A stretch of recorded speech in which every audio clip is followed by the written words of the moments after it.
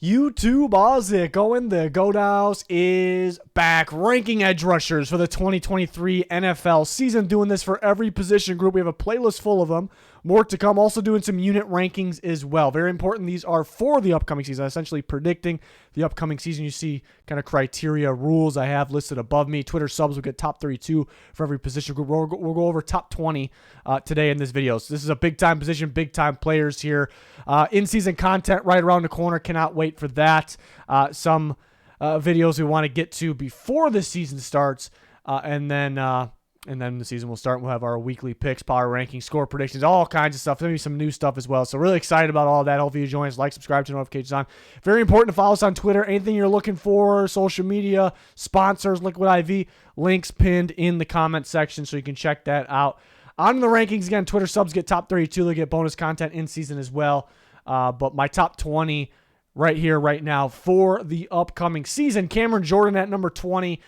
Veteran guy. A lot of veterans, older guys considered for these spots down here. Maybe Cam Jordan's not quite the player he used to be, not too far off, but still stops the run at a very high level, still racking up those tackles at his age, very impressive, and does still get after the quarterback. He once was maybe top 5, top 3.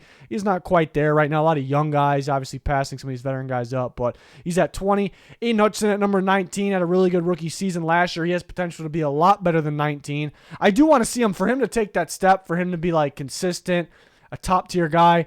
I want him to keep contained a little bit better, setting the edge. Sometimes he'll take himself out of the play, bring himself inside. Did that at Michigan too, but he's still getting better, obviously. But he's really good inside rusher for an edge rusher, really good stop and run as well. Always around the ball, making plays, so he could take that big leap. He has potential to be a top-tier guy, so I'm excited to watch him this year. Alex Highsmith at 18. Sort of tough to rank because you do want to see, maybe you want to see a little bit more from him to be sure like he's a top 20 guy. But what I liked, besides being productive last year, is that when TJ Watt was out, like he was still able to produce. He doesn't, like he showed, he doesn't really need TJ Watt. I mean, TJ Watt is going to help everybody, but he doesn't really need him to be successful. He doesn't need TJ Watt to open things up for him. So I like that we saw that. Khalil Mack at 17. Obviously, another veteran like Cam Jordan who also stops run at a very high level, which people don't realize, but also kind of declining a little bit. And you do want Khalil Mack to stay healthy. What I love about Khalil Mack and why he's still a top guy here is that big-time player. Big-time player making big-time plays. So when you need somebody the most, when you need a guy the most to make that run stop or to get after the quarterback, feels like Khalil Mack is kind of made for that moment. He's always been like that, like the big-time moments. So I got him at 17. 16, I got a very underrated pass rusher. I got Josh Sweat making the list. The Eagles pass rusher who was very productive last year. Can win with speed or different moves. I love that. I feel like he's only getting better. Coming out of Florida State, I was super high on him, so I'm very excited to see him have success. It just, he had that injury concern, and now we're seeing him in there, knock on wood, staying. And I got some wood right here, staying healthy. It's fantastic to watch that. So, and he's playing very well because of it. So I got him at 16. So maybe he starts to get that recognition inside the top 20. 15 through 11, got some really good guys that just missed outside the top 10 here. Trey Hendrickson at 15, and he could be considered top 10. Been very good for the Bengals. The Bengals have been one of the top Ds the last couple of years, and he's a big reason why. So he's been very impressive. Not the flashiest guy in the world, I guess, compared to the other top tier guys. Because again, it feels like there's more than 10 top 10 guys, if that makes sense. I feel like the top 15 are those guys. Jalen Phillips, based off the couple years he's been in the league, he hasn't been top 15, but I think he will be top 15. Top 14, I have him. I think he can be even better than that. Another guy I was very high on coming out of Miami, so this is not a surprise to me. He's so close to having much more production too. Like he is so close to getting home on a lot more sacks. And again, it's really not all about the sacks, but he's about to break loose, especially how good this defense is on paper, but how good it is on the field as well. With Vic Fangio in there as well. Phillips is about to really break out and make him, like, I think at the end of this next year, like talking about the next year rankings or like what's going to happen in the future, I think we'll be talking about Jalen Phillips in the top 10. I really think we should. We could have Bradley Chubb up here too. He was considered. Wish there was a little more production, I guess. I think he'll be better than where he was at the end of last year for Miami. I definitely think he will be. Phillips seemed better, and he's got so much upside. Danielle Hunter at 13 just got that rework contract to stay with Minnesota for this year. Very talented. Obviously, when he's healthy, he's getting a lot of sacks. I guess health is kind of the question with him. Last year's a little inconsistent. I think the stats actually will show. I love Danielle Hunter. He has potential to get like 20 sacks even. Not saying he's going to do that, but I love his play style. Freaky dude. Can stop the run, get after the quarterback. So I do love him. But I love his game. But based on last year, I think the stats will make him look better than where he actually was. So I think he could play better. But I think the defense was also very poorly coached. But I do think some people want to squeeze him in the top 10. And he feels like a top 10 player, but just outside. I thought he could have played better last year despite the stats showing some pretty good things. And then can he stay healthy? Rashawn Gary, we didn't see a whole lot of last year because of the injury. He looked really, really good the year before. I think it's a risky guy ranking around here. But I'm willing to take that risk because I think he's talented enough and he's talented enough to be in the top 10. But I guess why I say it's risky is because we didn't see a whole lot of him last year, and he really had one really good year. We saw the potential before that. We knew he was an upside guy coming out of Michigan. He was kind of like what scheme's best for him. He was kind of like a scheme tweener, not like a position tweener type guy. So it made sense for him to kind of take a little bit, but I thought he got going pretty early. But he had that one super good year, and he did look good when he played last year, so I'm not really worried about it. But so I think a top 12 guy. Zadarius Smith at number 11. And I guess health is kind of the issue with him too, which he was healthy last year, but he banged up his knee, and he wasn't as productive at the end of the season where he was the first half of the season. The first half of the season, he actually looked like the defensive player of the year. He really did. Was just everywhere. The tackles for loss, the sacks, the pressure, help stopping the run, different alignments, creating for his teammates. So he did bang up his knee a little bit. I think that's what it was, but also the teams were getting the ball out so quick against the Vikings too. So he was that good, during the year. And then him going to the Cleveland Browns, playing with Myles Garrett, playing under Jim Schwartz, playing with his teammate from last year, Dalvin Tomlinson, who's on the inside of him. Just a very good defense, going to have better coverage to kind of, better coverage than Minnesota to help him get more sacks. So I think Zadarius Smith's going to be very solid this year.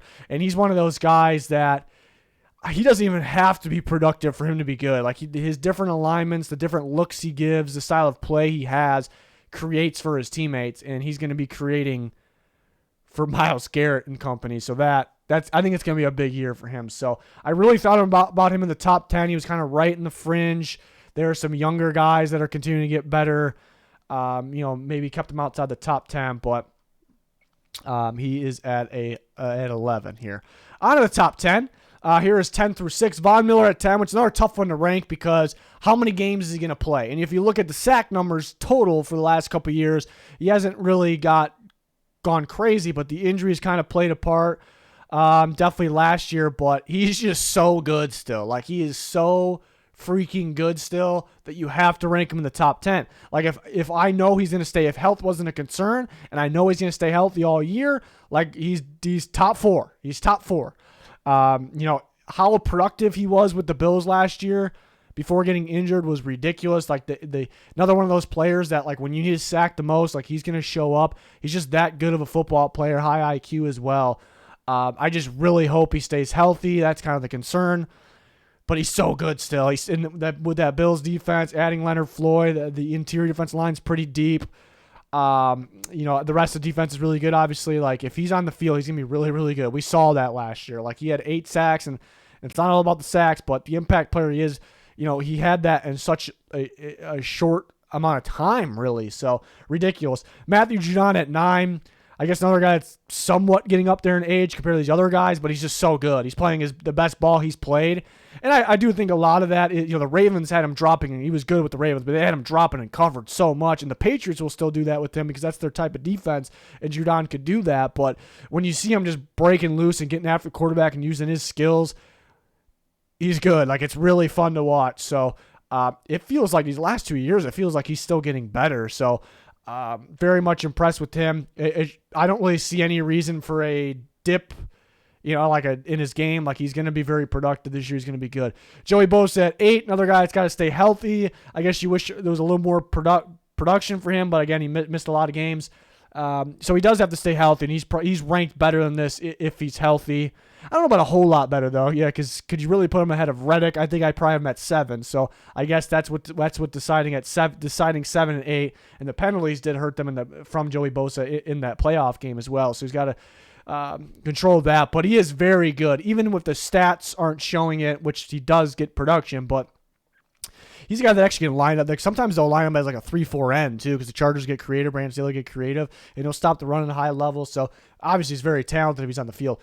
Brian Burns at 7, been very productive. Obviously off the edge, it feels like he's continuing to get better. He's another one of those guys. If you watch him the last two years for sure, but maybe the last 3 years, he's one of those guys where if you watched, he is so close. I categorize Jalen Phillips as that from last year, but Brian Burns has been like the guy the last few years. He is so close to breaking loose and just racking up so much more production, so much more sacks. Because he's playing very, very well. He's getting after the quarterback. He's getting pressure. So he's right there at getting like 18 sacks, even though he's getting 12 and a half, which is a lot. So if you watch, like he's actually playing better than his already good stats. Brian Burns, I got at number 7. The top 6, like who was going to be in the top 6 was clear. There was the 6 names, like these guys are going to be in the top 6. Hassan Reddick comes in at number 6, which we know he's been talented. We know he's been underrated before last year, but we weren't ranking him anywhere near this really. But he had a monster season. He's a unique type pass rusher as well. But at one time, he used to feast off the blitz and be part of the blitz even because he played a little off ball. I mean, some stunts and twists as well. But last year, he just went to work off the edge. And he is a creative pass rusher, so it's a little more than that. But so that was good to see. What that tells us, because you do wonder, Jonathan Gannon kind of used him right, and he's gone. So does that affect him? But him just being your traditional pass rusher in a way last year and being productive, tells me he can continue to do the same thing. He's such a good player. I loved him as an edge rusher out of Temple. I still couldn't believe they moved his position for a little bit to an off-ball guy. I know he's a unique, versatile player, but that was such a shame. But imagine if there's some players that they switch positions on the guy and they make him stick to that. And then if they try to switch back, even if they do try to switch back, they can't figure it out because their years were wasted. Thank God, this guy's his career wasn't wasted because he's such a good football player, such a good pass rusher. So he's at 6. And he's pretty close to being 5. It's tough not to rank Max Crosby at 5 here. Just such a fun player. A big fan of Max Crosby, a high motor guy, a guy you really want on your team. He comes in at 5. The top 4. I mean, even though you can consider Crosby and Reddick up there, I think the top 4, it's pretty obvious. This is tough because TJ Watt really could be the best. All 4, what's splitting up these 4 guys? They're all so talented. And over the last several years, who's been the best? It's probably been TJ Watt. When you combine all the last, 3, 4, whatever years, it's probably been TJ Watt and the difference maker that he is, the big time game changing plays that he makes. He's probably been number 1, and he could be 1 right now. But I think other guys we know Micah Parsons is getting better. Nick Bosa took a step up last year, and he's still so young.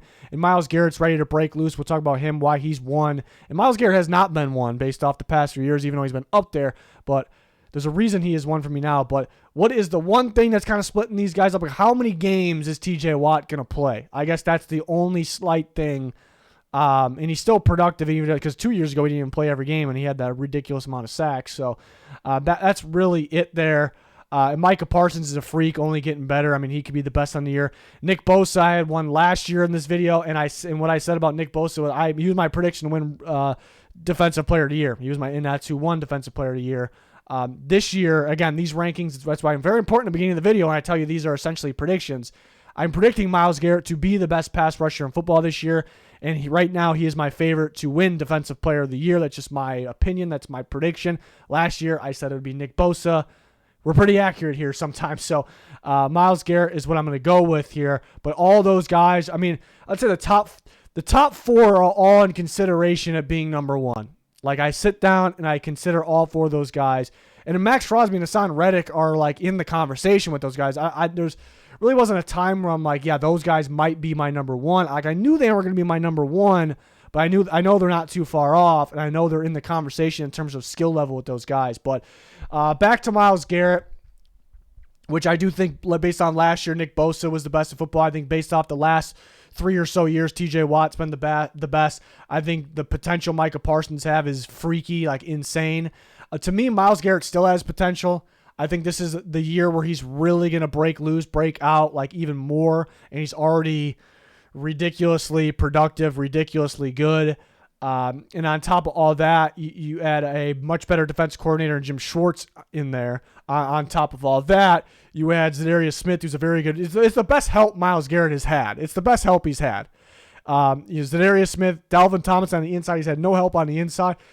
And these are good football players, but Za'Darius Smith, we talked about him when I ranked him 11. He's a guy that not only gets production himself, but he opens things up for other teammates. His style of play, the different alignments, like the switches offensive linemen have to make, like the pre-snap adjustments because of that.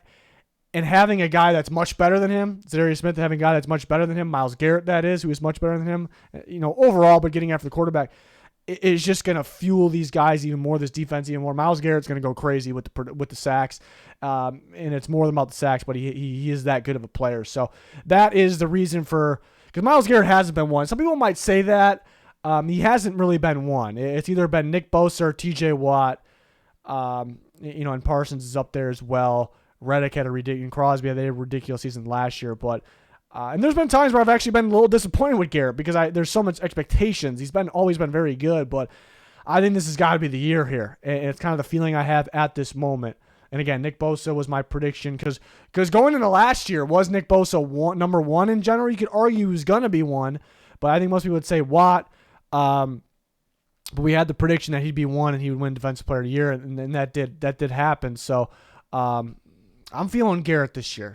But it could be Bosa, it could be Parsons, it could be Watt, it even could be Crosby or Reddick.